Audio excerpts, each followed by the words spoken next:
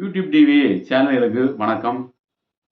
நாம இன்னைக்கு இந்த பதிவுல என்ன பார்க்க போறோம் பார்த்தீங்கன்னா, விந்து தாதுவை அதிகப்படுத்தக்கூடிய, வீரியப்படுத்தக்கூடிய ரகசியங்கள பத்தி இந்த வீடியோ தொகுப்புல பார்க்க இருக்கிறோம். நம்ம சேனல புதுசா பார்க்குறவங்க சப்ஸ்கிரைப் பண்ணிட்டு பாருங்க. இது போல பல நல்ல தகவல்கள் வந்து கொண்டே இருக்கும்.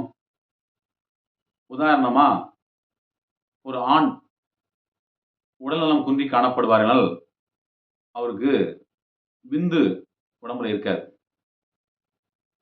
விந்து விட்டவன் நொந்து கெட்டான் என்பது பழமொழி. நம்ம உடம்புல எந்த அளவுக்கு விந்து விரயமாகுதோ, அந்த அளவுக்கு அவங்க உடல்நலம் ஆரோக்கியம் குன்றி காணப்படுவார்கள். முகம் பார்த்து பேசக்கூடிய தன்மை இருக்காது. உடல்நலம் சார்ந்த பிரச்சனைகள் நிறைய காணப்படும். அப்படிப்பட்ட ஆண்களுக்கு பார்த்தீங்கன்னா, அந்த வீரியத்தையும், தாதுவையும் அதிகப்படுத்துறதுக்கு நம்ம முன்னோர்கள் பயன்படுத்திய மூலிகை மருந்தையும், உணவுகளையும் பத்தி இந்த வீடியோ தொகுப்புல பார்க்க இருக்கிறோம். ஒருவருக்கு விந்து விரயமாயிருச்சுன்னா, உடல் பலம் குன்றி காணப்படும். செய்கின்ற வேலைகள்ல கவனம் இருக்காது. ஞாபக மறதி நிறைய காணப்படும். உடல் சோர்வு காணப்படும்.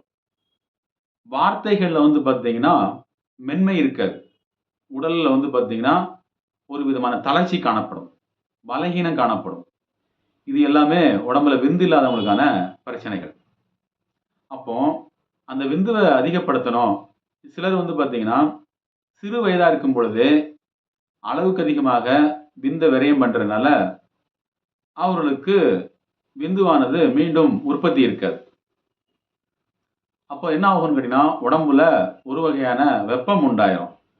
இந்த வெப்பத்த சித்த மருத்துவர் பித்தம் அதிகரிச்சுன்னு சொல்லுவாங்க. இந்த பித்தத்த குறைக்கிறதுக்கு அதிகமாயிட்டுனா, குறைக்கிறதுக்கு ரொம்ப சிரமம். அப்போ பல்வேறு வகையான மருத்துவ முறைகளை கையாண்டு பித்தத்த குறைப்பாங்க. அந்த பித்தமானது குறையும் பொழுது உடல் சமநிலைக்கு வரும். அப்போ நம் முன்னோர்கள் பார்த்தீங்கன்னா, இதுக்கு அற்புதமான ஒரு மூலிகையை பயன்படுத்தியிருக்காங்க. அது என்ன மூலிகை அப்படின்னு பார்த்தீங்கன்னா, ஓரியல் தாமரை. இந்த ஓரியல் தாமரை பத்தி தெரியாம யாருமே இருக்க மாட்டீங்க.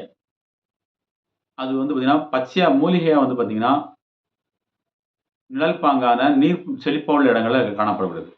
அதேபோல செம்மண் பூமிகள்ல, கரிசல் மண்கள்ல நிறைய காணப்படக்கூடியது. இது ஒரு சின்ன குத்து வகை செடி மாரி தான் இருக்கும். பகல் நேரத்தில காலையில சூரியன் உதிச்ச பிறகு, இந்த செடிலருந்து ஒரே ஒரு இளம் பிங்க் கலர்ல ஒரு பூ பூக்கும். அது சிறிய அளவுல தான் இருக்கும்.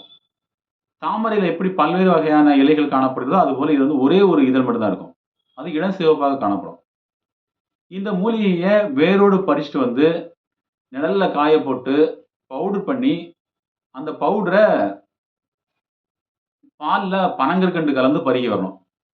அப்படி பருகி வரும்போது, உடம்புல வெப்பம் குறையிறத நம்ம கண்கூடா பார்க்க முடியும். அடுத்தபடியாக உடல்ல பார்த்தீங்கன்னா, பலம் ஏறுறத கண்கூடா பார்க்க முடியும். சுறுசுறுப்பு தானாகவே வரும். தொடர்ந்து இத ஒரு 48 நாளைக்கு மேல அல்லது ஒரு 3 மாசம் வரைக்கும் தொடர்ந்து எடுத்துட்டு வந்தாங்கன்னா, மீண்டும் உடல்ல வெப்பநிலை சமநிலை ஏற்பட்டு, விந்துவானது பெருக ஆரம்பிச்சுரும். உடம்புல வீரியம் அதிகமாயிரும். வீரியம் அதிகமாயிட்டுனாலே உடம்பு என்ன ஆகும்? சுறுசுறுப்பு. நிறைய பேருக்கு பார்த்தீங்கன்னா, ஞாபக மறதி இருக்கும். செய்ற வேலைய திறமையா செய்ய மாட்டாங்க. அவங்களால செய்ய முடியாது. அது எல்லாமே மாறிரும். அதேபோல தாம்பத்திய வாழ்க்கை சம்பந்தமான பிரச்சனைகள் எது இருந்தாலும் சரியாகும். நிறைய பேருக்கு பார்த்தீங்கன்னா, தாம்பத்திய வாழ்க்கையில நாட்டம் இல்லாம இருக்கிறது. தாம்பத்திய வாழ்க்கையில் ஈடுபடும்போது எழுச்சித் தன்மை குறைவாக காணப்படுகிறது. அதேபோல தாம்பத்திய வாழ்க்கையில் ஈடுபடும் பொழுது நீண்ட நேரம் செயல்பட முடியாம, அதேபோல கணவன் மனைவி இருவரும் சேர்வதற்கு முன்னாலே விந்து வெளியேறுது. அதேபோல உடல் பலம், உடல் சோர்வா ஆகிறது. இது எல்லாமே இதுல சரியாகும். ஆனா தொடர்ந்து சாப்பிடணும். ஒரு நாளைக்கு காலையில 1 வேள, 2 வேள சாப்பிடணும். நிறைய பேர் என்ன பண்றாங்கன்னா, நாட்கள் மட்டும் எண்ணுறாங்க. ஆனா சரியா சாப்பிடுறதில்ல. நேரத்துக்கு சாப்பிடுறதில்ல. இது எப்போ சாப்பிடணும் அப்படின்னு கேட்டீங்கன்னா, காலையில வெறும் வயித்துல. மாலையில ஒரு 6 மணிக்கு போல. இந்த நேரத்தில கண்டிப்பா எடுத்துக்க வேண்டும். இது லைட்டா கொழகொழப்பு தன்மை உடையது. 2வதாக ஒரு மருத்துவ முறை, ஒரு எளிமையான மருத்துவ முறை. இது நிறைய மருத்துவர்கள் கையாளக்கூடிய ஒரு மருத்துவ முறையாக இருக்கிறது. இத நீங்க ஒரு மருத்துவர்ட்ட வாங்கிக்கலாம். இதுக்கு தேவையான மூலப்பொருட்கள் என்னன்னு கேட்டீங்கன்னா, பிரண்டையிலிருந்து எடுக்கக்கூடிய எக்ஸ்ட்ராக்ட் சொல்லக்கூடிய பிரண்டை உப்பு. இது ஒரு 300 மில்லிகிராம் அளவுக்கு எடுத்துக்கணும்.